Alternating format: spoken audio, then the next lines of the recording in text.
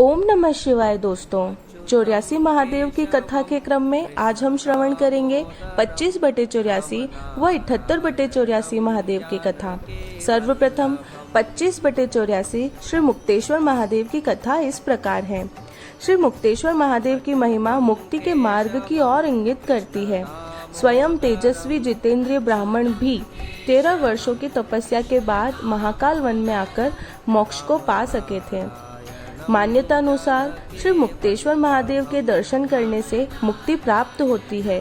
इस लिंग की पूजा ऋषि मुनि देवता आदि भी करते हैं। उज्जैन स्थित 84 महादेव में से एक श्री मुक्तेश्वर महादेव का मंदिर खत्रीवाड़ा में स्थित है। इस मुक्ति लिंग की महिमा जो कोई भी बताता है उसे भी मुक्ति प्राप्त होती है।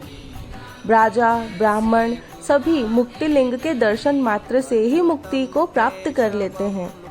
आप भी इस दर्शन का लाभ लीजिए। और अब इसी क्रम में हम श्रवण करेंगे 78/84 अभिमुक्तेश्वर महादेव की कथा।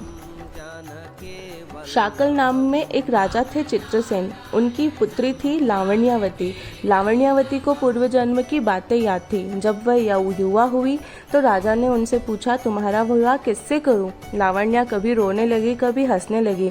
जब राजा ने पूछा कि क्या हुआ तो उसने बताया कि पूर्व जन्म में उसके रूपवान होने के बाद भी उसके पति ब्रह्मचर्य का पालन करते थे, उससे क्रोधित रहते थे। फिर पिता के कहने पर उन्हें अभिमंत्रित वस्तुएं दी, मंत्र दिए, जिसकी वजह से मेरा पति मेरे वश में हुआ। फिर सुखी जीवन जीने के बाद हमारी मृत्यु हुई और नरक को मैं प्राप्त हो गई। नरक की यातनाएं भोगने के बाद मेरा पुनः जन्म चांडाल के घर हुआ।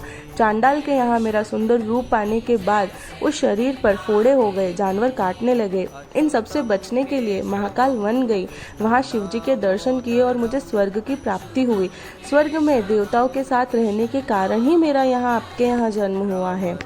कन्या ने राजा से कहा कि इस जन्म में भी मैं अवंतिका नगरी में शिव जी के दर्शन करूंगी।